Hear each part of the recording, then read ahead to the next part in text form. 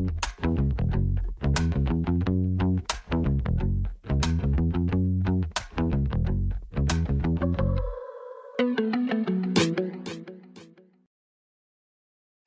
I'm David Olds, and welcome to Mississippi Happenings. Joining me is my co-host, Jim Newman. Jim, how are you, my friend? Much better than I have been the last week, I tell you. You've been fighting COVID for a while, haven't you? Between COVID and a cold, yes. Well, it's good to see your smiling faces. It's good to know that you are feeling better. Today, our topic we want to discuss is juvenile crime and education in Mississippi. Joining us today is Scott Colom. Scott was elected as the district attorney, and he was the youngest and the first African American justice court judge in Lowndes County. 2015, he was elected as a district attorney for the District 16, which is made up of, and Scott, you may have to help me out on these these counties. They are Clay County, Lowndes County, Tibahaw County. Thank you. The home of Mississippi State Bulldogs. Gotcha. And also Noxubee. Okay, great. Well, as you say, I'm from North Mississippi, so I don't know any of these. But he is a native of You don't Columbus, let him out of Mississippi. DeSoto County.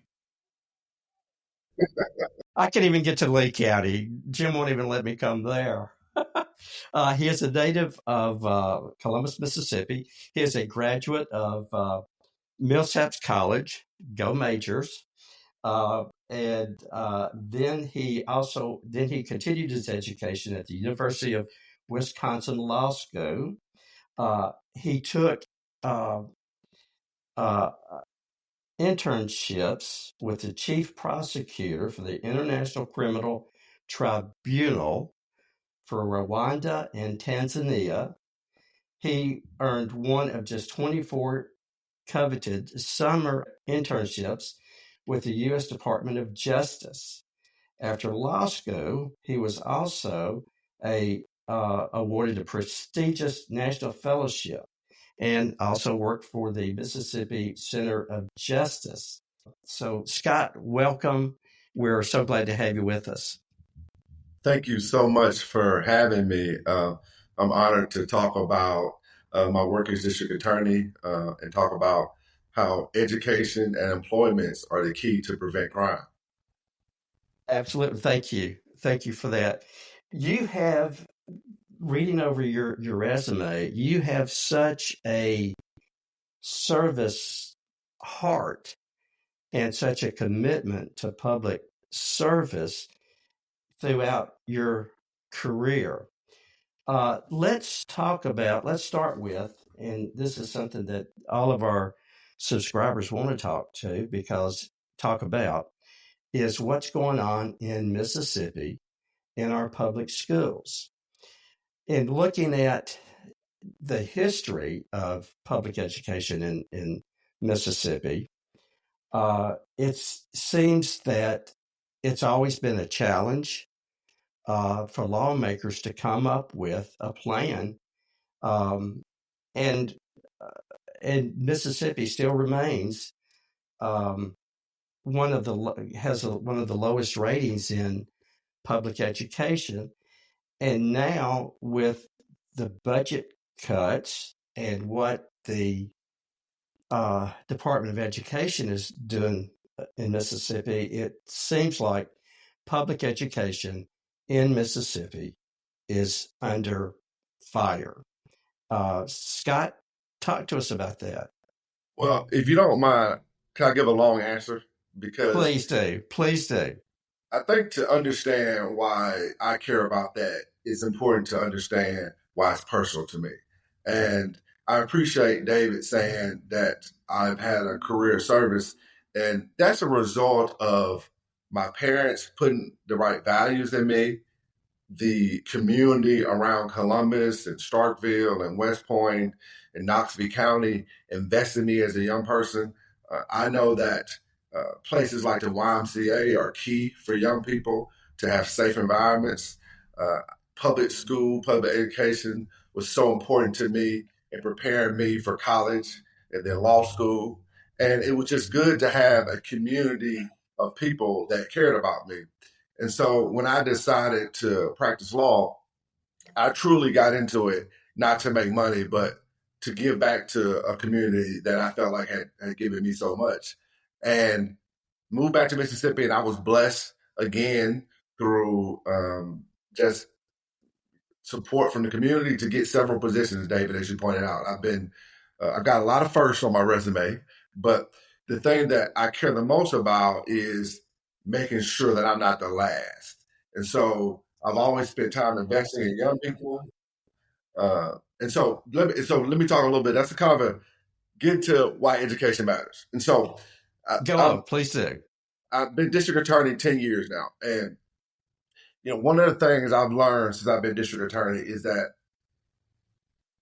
the keys to actually preventing crime are education and employment.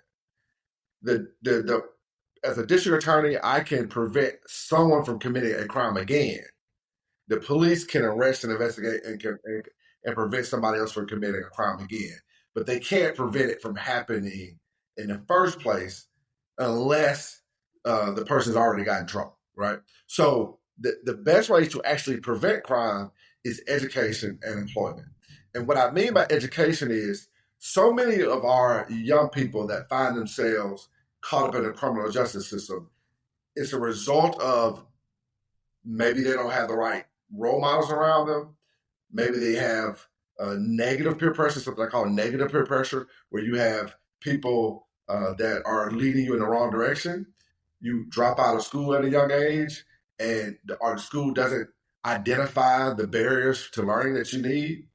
And so for me at DA, I always try to focus in on what can I do to support education, because that's a key component in the long term of preventing crime and keeping the community safe. So when I read about the freezing of the federal funds that were promised to our school district, Mississippi, I was very frustrated by that because I know what that's going to mean. I think the number I saw in Mississippi today was $137 million that the federal government had agreed to give to our school district, and that they had allocated that money towards mental health counselors, towards infrastructure of school districts, towards things that are going to make our schools better. And now that money is frozen. That's going to have a real life impact on so many of our young people of our school districts. And if we don't focus on that and advocate that money is released, then we're risking more young people falling into negative traps. We had a talk yesterday Absolutely. with former Governor Ronald Musgrove, and he brought up the same issue. And he talked about the fact that we got maybe half a dozen cities that do well enough that they can actually have additional taxes to support their school systems. The rest of the state doesn't. So, whereas I believe he said Tupelo could offer 140 different classes, another county might only be able to offer 80 or 90. So the education is not equal. How do we go about getting that equality? I mean, it's David always brings up the diversity, equity, and inclusion. That's part of it. But Mississippi doesn't seem to ever want to get to that point of making all of our schools at the same level so that all of our kids get the same good potential education. Yeah, Jim, that's a great question. I think that for me, one thing I would say is I do think there's a disconnect between sometimes the policymaker and the people. Because I just don't think that a lot of the public understands the how the public schools are funded and how much of a partner the federal government is to those funds. And that's why it's important that you and David and former governor talk about it, because I never underestimate, I have 2 young kids, 6 and 8, and I always have been someone to follow the news and follow politics. But once you get married and have kids, it gets a lot tougher. And I understand that probably a lot of people, they're not following the news. And we're in a new news environment. So that's the one thing I say is I think there is a bit of a disconnect. The second thing I would say is part of the solution is we have to be, as citizens of Mississippi, an advocate for our state first. We can't have this viewpoint that we're going to tell the federal government, no, we don't want money to come to our state for reasons that don't make sense. So you look at the $137 million. Why in the world would everybody in our state not be united in fighting to get those funds? That's money that's going to help our economy, help our schools, and help our students. But sometimes we get in this world where we're in denial about the partnership that we need from the federal government. And, it makes me think about senators like Thad Cochran. You look at him, his record as a senator, he understood that Mississippi and our interests had to be more important than DC politics. And that's one thing that's very frustrating to me. Where are our leaders talking, people who have power can do something about this? Why aren't they talking about the fact that we are suffering as a result of DC politics that are going to hurt our students? We do want Eddie Glaude point out, hang on a second, Jim. We do want to point out that Philip Birchfield and Lance Evans, they did, one of them, and I forget which one, did contact Secretary of Education, Linda McMahon, and asked for that money back, or asked for that money to be released. So we do applaud them for taking that position. And we have invited them to join us for a podcast about that, but we haven't heard back from them. But they have the invitation to come join us about that. Jim? Well, I find it very, very frustrating that our legislators, both state as well as national, and we've interviewed a number of state legislators.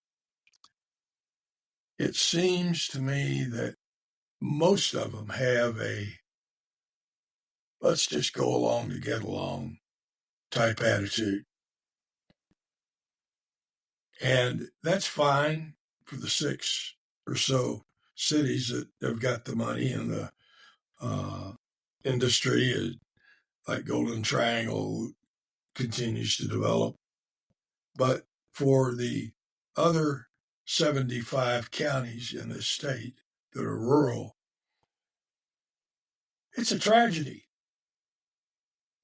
And these kids don't have a chance. Unless somebody like you come along. And Eddie Glaude, who's a professor at Princeton, has written a book, and he says, you are the leaders we've been looking for. And people need to adopt that. We are the leaders. Every one of us need to take that individual responsibility. And I'm glad to see you willing to come out and make these statements. I hope the legislators listen to it and quit being like milk toast. James, what is milk toast? Well, if you I'm being serious. I don't know what milk toast is. Well, if you put a piece of bread in a toaster and then you put it in a bowl of milk, you've got milk toast. Thank you. I had a lot of it as a child. Okay, I'm sorry. I didn't know. Now you do. You must Yeah, I have do. grown up in a wealthy house. Oh, no. I grew up with ketchup sandwiches, but go ahead. Well, I loved your comment about juvenile crime, and the answer to it is jobs and education. It's difficult for a high school graduate or a senior to work at McDonald's and see his buddy out there on the street selling drugs and driving a Mercedes. Yeah. How do we get around that? What do we do? Well, I think we've got to show them that working at, first of all, any work is dignity. Like if you work at McDonald's, God bless you, you have dignity. We have to put dignity back in work. And part of that means work has to pay. We need to make sure people are making a salary and a wage that they can afford to live. And sometimes, we don't support policies that do that. But the other thing is we have to give that person hope beyond their short-term circumstance. And, if you work at McDonald's, don't think of yourself as a person that is just going to flip burgers. Think of yourself as the eventual manager. Think of yourself as a person that can own McDonald's. And that may seem impossible, but there are people that do it. There's people, I know people that have done it. And, but it does take long-term thinking. And some of the peer pressure, Jim, is not even about economics, it's about culture. If people don't see a person or a pathway that they believe is achievable to them, then they're more tempted to be persuaded by what I would call the streets. I can tell you a great story about it. It's a case I prosecuted with a guy named, young kid named Harvey Johnson. He was 15 years old, and he was out of school one day, hanging out with an older guy, a guy in his late 20s named Tommy Flowers. And Tommy got him drunk, got him high, all day drinking and smoking with him. And later that night, he took Harvey to a house to shoot at some guys that he had beef with, that Tommy had beef with. And he gave Harvey a gun. He had a gun. He went to the house. And so the guys that they shot at were ready to protect their castle because they had prior conflict with Mr. Flowers. So they shot back outside the house and they killed Harvey Johnson, the 15-year-old. And so we prosecuted Tommy Flowers under accomplice liability, the theory that although he wasn't the person that pulled the trigger that killed Harvey Johnson, he took him to the bullets that killed him by getting him high, getting him drunk all day, and taking him to shoot at some people that he knew were dangerous. And after we got a guilty verdict, I had a chance to talk to Harvey's mom. And she was happy with the verdict. She was glad that we got justice for the loss. But you could tell that she still had the pain of losing her son and wondering what she could have done to prevent him from being with Tommy Flowers at 15 years old, drinking and smoking all day. What could she have done to prevent him from having a gun and shooting at somebody? And so when we talk about young people, we have to recognize there are a group of people that are vulnerable to the streets. And if we let the streets win, that not only is a bad indictment of us, but it's also bad for Mississippi's economy. Those are people that are not going to be, taxpayers. They're going to be tax burdens. They're either going to, their productivity is going to go away because they're going to be dead, or they're going to go to prison, and that's going to be a tax burden for the taxpayers in the long term. And, so there's something that we got to think long term about that, and we got to provide opportunities for those kids. And a lot of times, school is the best option. That's where they can get positive peer pressure. That's where they can get other examples of leadership and other examples of a future. That's where we can educate them about the long-term consequences of bad decisions. That's where we can save so many of our young people. So when I read that the federal government has promised money to our school districts, and then all of a sudden says, we're going to freeze those funds, which means there's going to be less mental health counselors, I can't help but think about what that means for Harvey Johnson and more people like him. I can't help worrying that we're going to make more Harvey Johnsons and we're going to stop Mississippi from reaching its potential. Because that's what our focus has to be for our young people. We have to want them to reach their potential, because if they reach their potential, Mississippi will reach its potential, and we can stop losing so many young people. So many young people are leaving the state because they do not think they can reach their potential here. Thank you for the story about Harvey Johnson. We know that there's thousands of Harvey Johnsons out there, so thank you for that story. Yeah, I appreciate it. Thank you. While you were talking about that, I remembered a saying or a story that somebody told me years and years and years ago. This fellow was walking along the street, and he came across a guy that had a shovel and was digging. And he asked the guy, he said, "What are you doing?" He said, "I'm digging a ditch." So the guy walked on another 30 or 40 feet, came across another guy doing the same thing. And he said, "What are you doing?" He said, "I'm building a cathedral." And we need to get that attitude. And we need to get that attitude in schools. Absolutely. Absolutely. Yeah, I mean, and I've got young kids that are in the public education system, so I don't have to speak about it from a theoretical point of view. I can tell you our teachers are working hard, our principals are working hard, but my youngest is Brooklyn Madison Colom, as I call her Maddie. Just 25 students in her class, one teacher, and she shares an assistant with another teacher. Well, any parent out there, any grandparent out there, imagine what energy it takes for you to just be with one child. Imagine not only just, they're not just there, right? There's one thing you just have them there, but you got to teach them. You got to teach them how to read. You got to teach them how to the basic numerical concepts. I mean, and so, man, God bless our teachers. God bless our teachers. And that's one thing that, again, we sometimes I get frustrated because we spite ourselves. We need the federal government to be as much of a partner as possible in supporting our state.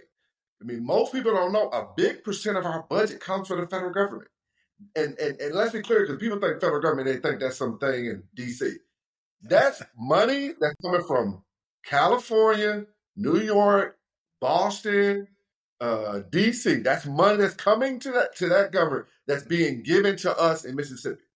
And I don't know about you, but I love Mississippi enough. I'll take money from anywhere if it's going to help our young people. Amen.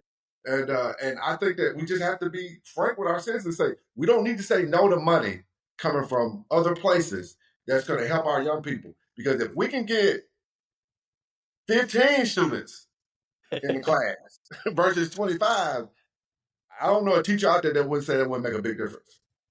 Is the adequate education formula for funding our schools, particularly in rural areas, is it sufficient to do the job?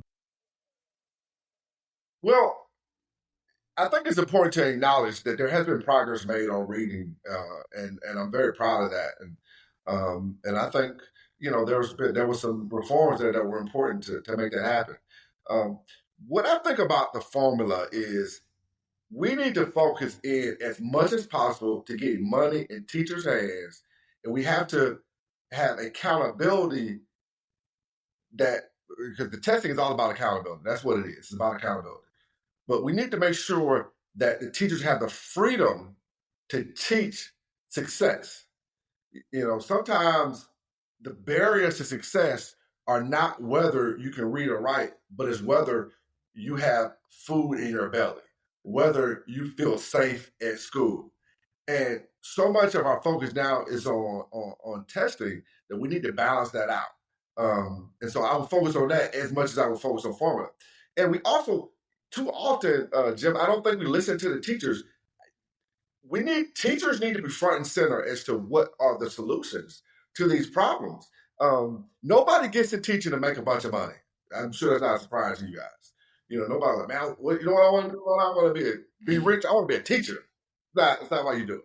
So knowing that these people are getting into it with a servant's heart, we've got to let them tell us what are the best ways to support the students, and also we need to pay them as professionals.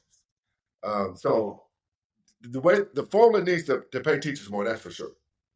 One of the things that I saw this morning, and I was just trying to get the article, and we love and we appreciate everything that Mississippi Today is doing, and I could not find the article, but it talked about how the progress that we have made in Mississippi, especially with the teachers and increasing their pay, is being diminished.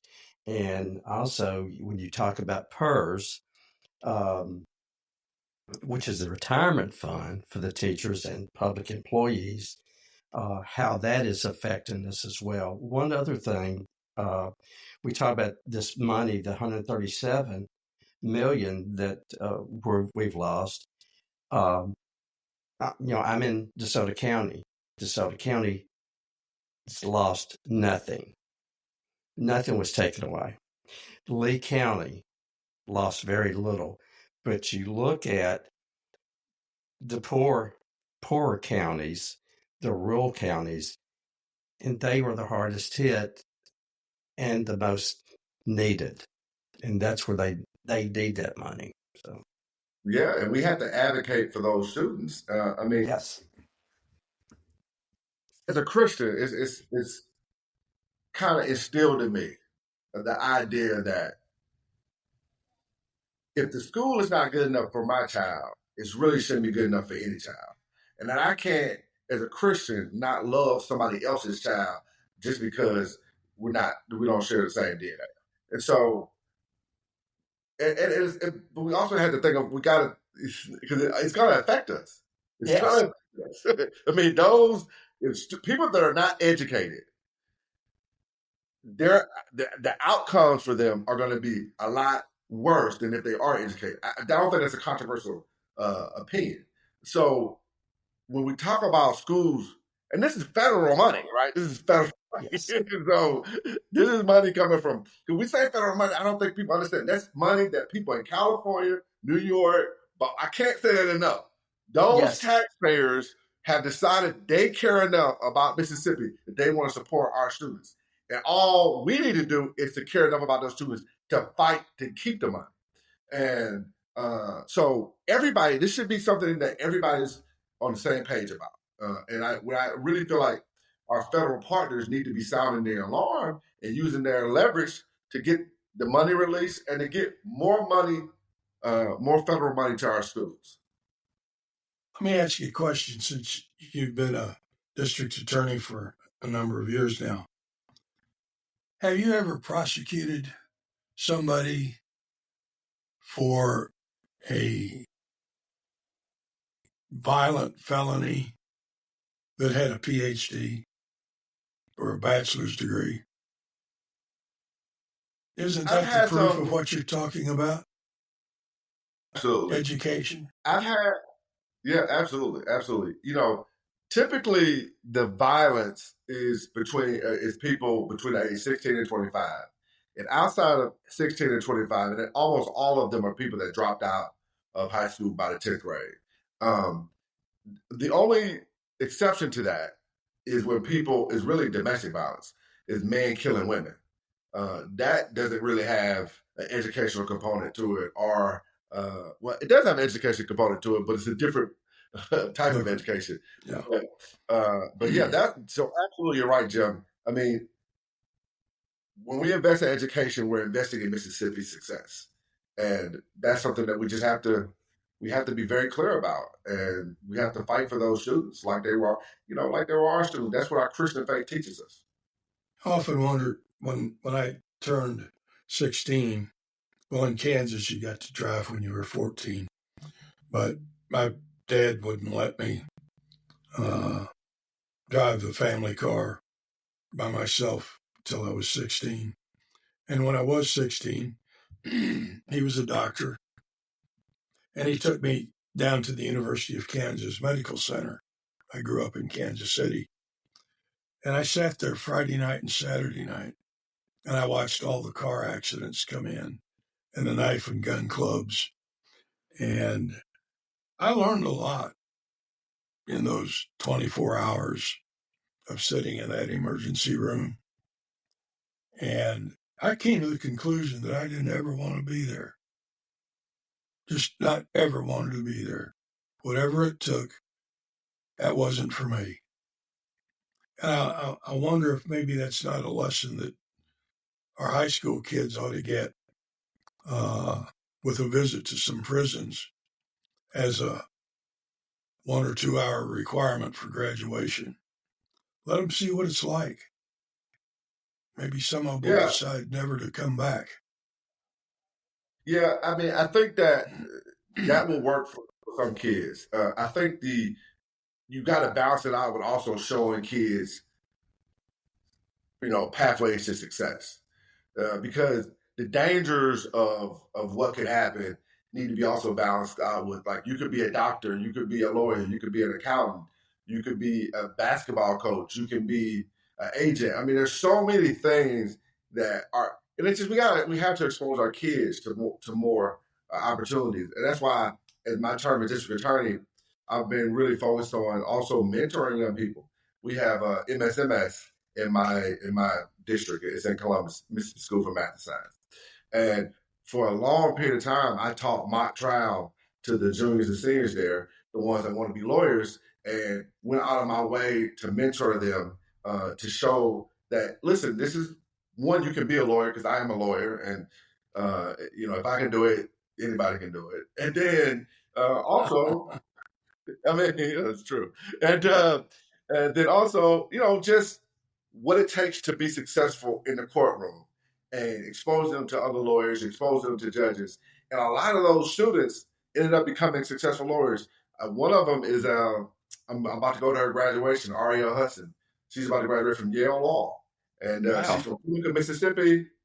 Came from a good background, a great mom, but she wasn't born with a silver spoon in her mouth, and she had a dream in Yale Law. She's a Rhodes Scholar. She's one of the ones that she wants to come back to Mississippi. That's the other thing that I will often tell her. Back to Mississippi. Hallelujah. Great. Yeah, that's what we need. We need our students to get that education, come back, invest in their community, and there's a lot of reward in that. I mean, I couldn't be DA. I got elected DA at 32. That probably doesn't happen anywhere else in the country except for my hometown.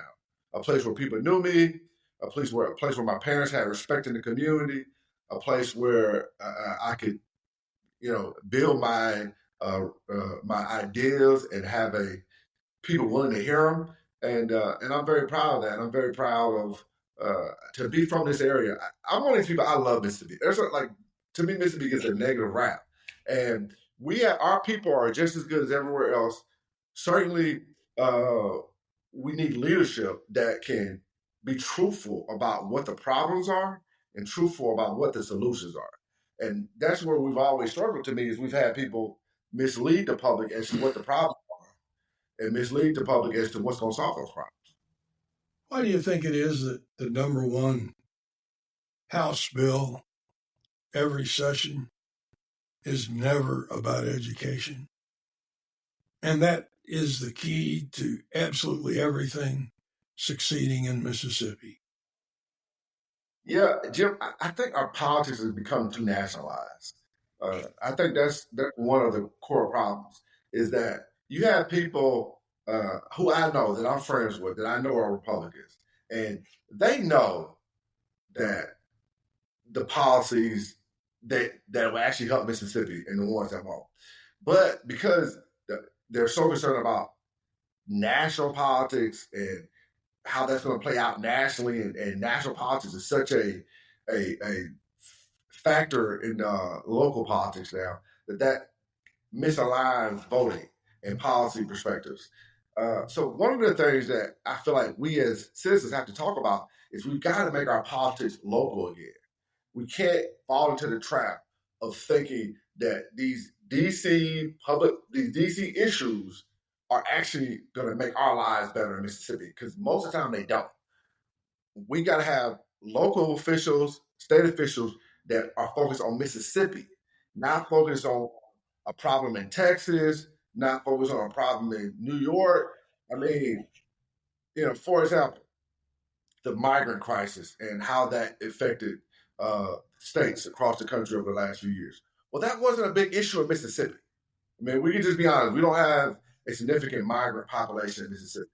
So we need to have leaders that understand that may be a problem in that another area, but we've got to be focused on the problems that we are facing, which is we need employment. We've got to find ways to attract industry. We've got to find ways to get our young people to stay in Mississippi and grow our economy. That's what's going to be important for us. And to the extent that the federal government is a partner in that, we have to be willing to put our local interests above national political interests. I was reading Jack Reed Sr.'s book about the speeches he gave. And one of the things that he said is the things that happen and this is a quote, things that happen in my house are more important than what happens in the White House. And I think that's what you're saying. I'm going to steal that quote. That's a great quote. It is. That is a great quote. Well, the things that happen in my house are more important than this happening in the White House. And we have to have that mentality. But and Mississippi is our house. It is our house. And as long as we're talking about it, I happen to be a political nut. Why do we have so many people that vote against their own interests? And even worse, in our municipal elections here in Tupelo, with 29,000 potential voters, the mayor's race was decided with a total of 4,000 plus votes. That apathy is just unbelievable. How do we?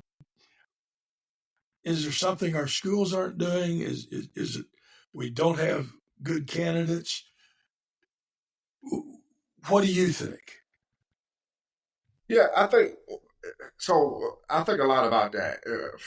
So the issue of how people vote, I think that we have to be confront. One of the big issues is in Mississippi, usually the Republican has all the money and they're only getting Republican messaging, right? So, I mean, there's a reason why Coke outsells RC Cola, and it ain't always the taste. It's that Coke spends 10 more time advertising their product than RC Cola does, and so that's one thing. We typically don't have competitive elections, especially statewide elections, because the Democrat isn't able to raise the money necessary to even penetrate a message.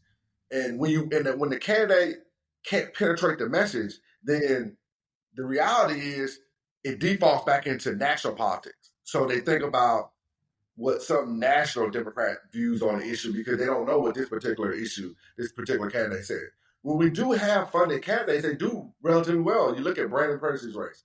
He did a very strong race going against an incumbent governor because he was able to raise the money. And he also, which is going to my second part, Jim, he found issues that people care about. When you run for office, you have to find issues that people care about. And that's something that some of our candidates struggle with. And so that's the next thing. Now, the municipal elections, Jim, it was true in Columbus. Our turnout was very, very low. We had a very competitive primary with two candidates that were both in elected office. And then we got a general election coming up in June that I hope is well. Hope there's high turnout, but I have my doubts. That's a question that is harder to solve. I really, it's been a trend for a while, and part of me thinks that in some ways I blame some of the elected officials and some people that have influence not being clear about what benefits that you get from good governance. Like let's take Medicaid, for example. When you say, listen, I want to protect Medicaid, a lot of people, if you're not on Medicaid or if you don't know someone on Medicaid, you may not think about how that affects Mississippi. Well, we need to make sure that we break that down in a way. Medicaid pays for a lot of the people that are in nursing homes. So there's a lot of elderly people that are receiving federal money, again, coming from outside of Mississippi, that helps our elderly people have the care and support they need at a time where it's necessary for us to be there for them. It also helps the businesses because those nursing homes then are able to provide that care. So if you take that money away, that's going to affect not only those elders, not only those businesses, that's going to hurt communities because there's going to be anti-growth. All right, so we have to break that down. You talk about hospitals. So many of our children that are born in Mississippi are on Medicaid, and the federal government is helping to reimburse the hospital, pay the hospitals for that care. If you take that money away, that's not only going to make our births more dangerous, it's going to make the hospitals, because the hospitals are going to be there for the mothers. They're going to have to, not like, I can't imagine, I don't think, it's not legal to do it, but you're not going to turn away a pregnant person and say, listen, I'm not going to let you have this child here, right? That's not going to happen. The question is, are you going to get paid for it, right? And so, and that's going to, and we need our hospitals. Jim, I don't want to talk too long. Do you have another question you want to ask me? Well, that's fine. I mean, you're on a roll, and I'm right there with you. Yes. My wife was a healthcare lawyer, and I'm very familiar with the hospital situation. And talk about the nursing homes. One of the interesting things that I found out in talking to former Governor Musgrove is that the majority of people that are in the nursing homes are white. And you would think that the majority of the state is white Republicans. And why wouldn't they want to look out for their grandparents or their parents? Are they just going to let them die? I'm sorry. I think they do. Go ahead. No, I think they do. I think people, I think they do. I think there's just a disconnect. When you say Medicaid, there's been marketing and branding that makes them think that that's a Democratic thing. That only helps Democrats. Well, the reality is, the hospital don't care if you're a Democrat or Republican. The nursing home don't care if you're a Democrat or Republican. And our mothers don't care if they're a Democrat or Republican when they're having a child. So we have to message that, and we have to be aggressive. We have to take advantage of platforms like you all created. Like you said at the beginning, Jim, we are the solution. Nobody's coming to save us. We're going to have to fight for the state we love ourselves and doing things like you all are doing, just doing a podcast, putting it out there, forcing the public to actually hear another point of view. Because the one thing I've learned from being DA in 10 years is I do a bunch of grand juries, right? So big part of being DA is you impanel grand juries. Grand juries are made up of 25 random citizens selected for that term of court. So it's going to be Democrats, it's going to be Republicans, it's going to be all ages. And through that experience, I have just learned how much Mississippians have in common, how much they care about their schools, how much they care about their communities, how much they care about their hospitals. But there's a disconnect between what they view and what their politicians, too many of our politicians are delivering. And we're not doing, particularly the people such as myself that care about our state, we're not doing enough of a job of telling the stories that matter to people and explaining why these policies, connecting the stories, the nursing homes, and the policies. We got to connect the stories and the policies in a way that resonate with people. And we got to be able to raise money to get it out because, in the current politics, you got to have money. And down in your district, do you have a drug court? Judge Aycock up here does. Do you have one? Yeah, we do. Does it work well for you? Oh, absolutely. So, the reality is anybody that's dealt with drug addiction knows it's a public health crisis. It's not something that going to jail is going to fix or prison is going to fix for the most part. There's some people that might go for 6 months and they say, listen, I'm going to stop using drugs. those typically aren't your addicts. For addicts, you're going to have to treat it like a public health issue, and that's what drug court does. It focuses on rehabilitation, it focuses on rehab, it focuses on AA, NA. It puts you around people that are also suffered from drug addiction or alcohol addiction in a way that reinforces the possibility of you getting over it. And so it's been very successful in our area. But it's one of those things, David and Jim, that it's kind of tricky because you don't hear about the success stories, right? Let's imagine 10 people do drug court. 9 of them are very, very successful, move on, have great lives, and, taxpayers, fathers, mothers to their kids, help their parents, like just the model citizens that we need for our state of progress. But one person reoffends, commits another crime, and does something bad.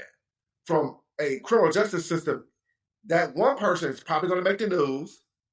They're probably going to be profiled. It can be easy just to focus on that one person and not remember the 9 people that you didn't hear about, because it's their stories. You're not going to hear about them. They're going to move on, and they're not going to want to go, do a big rally. I was successful in drug court. Let me tell you about the worst time of my life and how I got over it. They're not going to really want to do that. They're going to want to be thinking about the future. And so as a DA, I always keep in mind, from a public policy perspective, I can't think about things from the worst outcome. I also have to consider the best outcomes.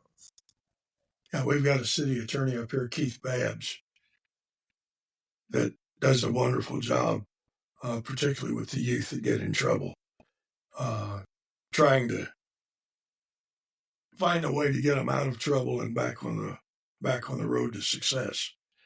And it seems like you have that same opportunity when you get youth in front of you. Absolutely, it's a beautiful opportunity, and I love helping young people.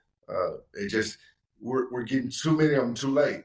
That's why I've been focused more downstream, more focused on prevention and talking about prevention, because I don't, like I told Harvey Johnson, it's my obligation. I feel like as a Christian, as a public servant, as a father, to try to prevent us from losing as many young people as we currently are. Well, we live up here in North Mississippi in the so-called Bible Belt. You would think there would be more people think that way and take action. But sometimes it just, I don't know.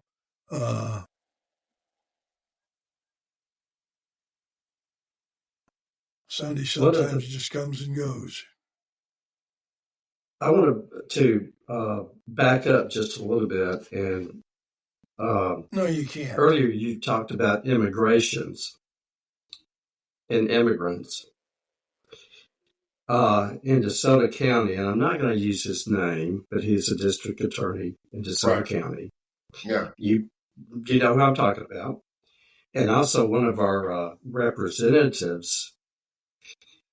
They had proposed a bounty law, and we talk about Christian values and loving our neighbor. And here we had 2 people willing to pay Mississippians $1,000 if they would go out and find an illegal immigrant. Now that's sad, and that's a sad state of affairs for our state and for our country. David, let me interrupt you, because there is no such thing as an illegal immigrant. There are undocumented immigrants, but there's no illegal immigrant. They're just undocumented immigrants. And the way I would think about that, David and Jim, is, again, are we focused on the actual problems? Now, I can imagine DeSoto County that I'm sure that there's some crime in DeSoto, David. I mean, I know you probably feel safe. I can imagine. Just got out of jail last night. I can imagine that you feel safe, and I know your district wants you to feel safe, but I'm sure there's some crime, there's some violence, and so for me, as public officials, we have to be focused on the actual problems. I just can't imagine that. I mean, there's so many practical problems with that proposal, but from a moral and ethical standpoint, you also have to go back to: do we want to encourage our citizens to be? I mean, just the idea they would be trying, like, how are they going to know whether the person here is here legally or not? And Absolutely. And so, yeah, I mean, it's a. I don't think that got anywhere. I remember having conversations with other district attorneys, and it was not well supported within our organization. I didn't have any support, to be honest with you. Good. It seems like our legislators tend to pick on small issues and make them sound like mountains. And then they spend the entire legislative session trying to figure out what they're going to do with it. And then they end up like this one with no budget. And we still don't have a budget. And June or July 1st is coming up pretty fast. And the governor's made it very clear that if they don't present a budget, he can run the government without them. By the way, Jim, the district attorney in DeSoto County used the term illegal. Well, he's wrong. It's undocumented immigrant. I'm just telling you what I read. I know. Well, you can correct him. You can correct him publicly. I have no intention to have any conversations, any correspondence with that man. Just so you know. See your birth certificate, in which case you might be undocumented. I could be. Could be. Well, I'm sure you guys keep y'all's birth certificates very close and near to your heart.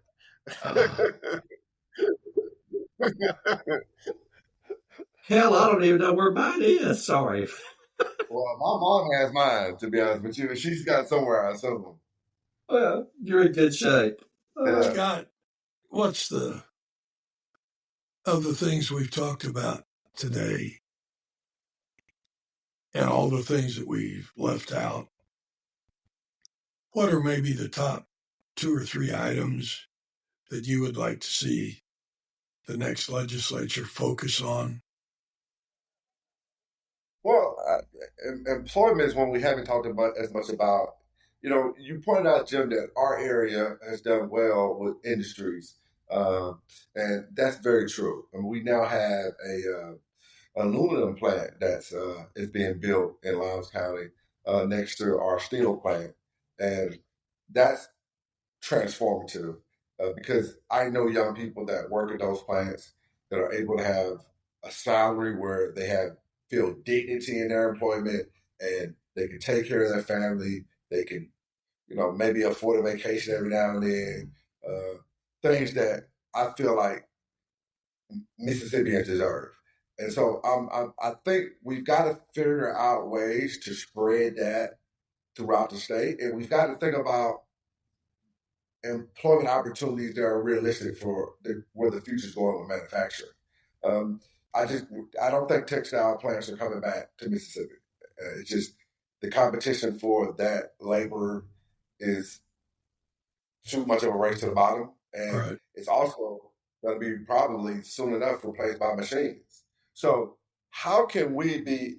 So the one thing I would be thinking about if I was a state legislator is how can we be proactive in trying to find the manufacturing and the economies of the future, because the future is always won by the people that can see it coming first.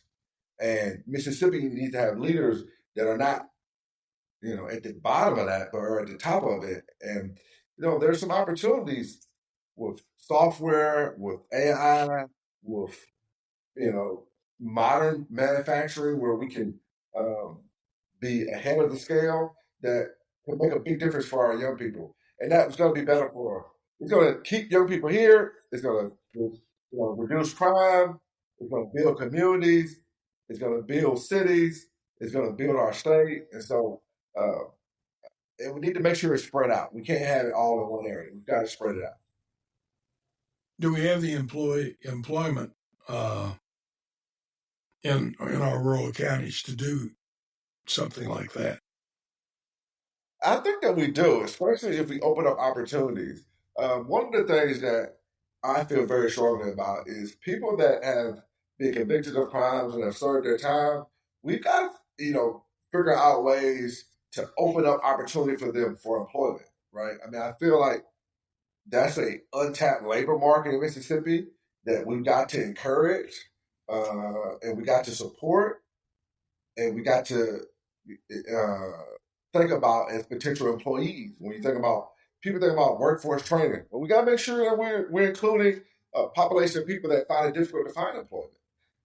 When we think about our rural communities, and so there's no easy fixes. I'm not going to be, disingenuous. There's no easy fixes, but as someone who really cares and loves Mississippi, I think that we got to be very, very honest about with ourselves and with the population about what we need to be successful, and that is we need a federal government that's a partner. We don't need to be fighting the federal government saying we don't want money. That's okay. Don't give us $137 million. That's okay. We don't need the money for our nursing homes. We don't need the money for our hospitals. We don't need the money for our roads. We don't need the money for our water infrastructure. We'll do it ourselves. I think that mentality is not serving the citizens of Mississippi well. We need more Mississippi and D.C. and less D.C. and Mississippi. I've often thought that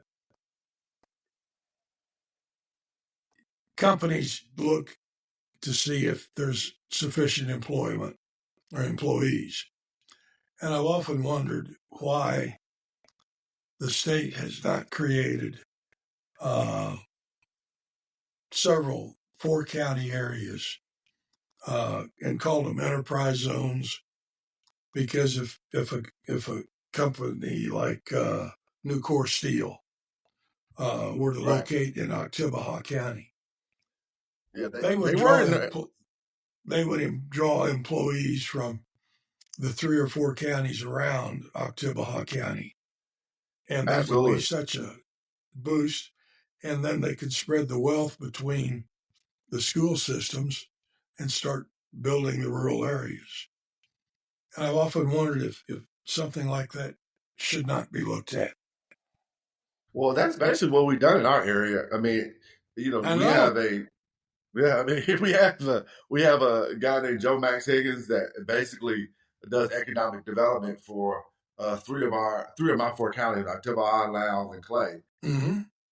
And it hasn't been a problem, and so I think that that's a good way for our rural communities to be successful. Because you're right, they're going to have to draw employees from the surrounding counties. I mean, so it's not. We can't have a mentality of competition. We have to have a mentality of collaboration. That's exactly what you're saying. Not competition, collaboration. David, you're awfully quiet. I'm What do you listening. think? You're contemplative? I'm thinking that. I beg your pardon? Are you being contemplative? Oh, that's a big word you wouldn't understand. Yeah, Are you thinking about something? I'm thinking that, Scott, it's great to meet you. We appreciate you being here. We appreciate your passion.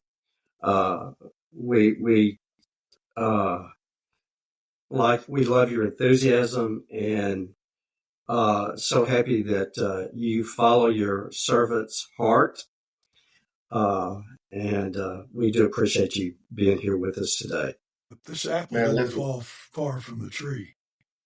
That's true. That's true.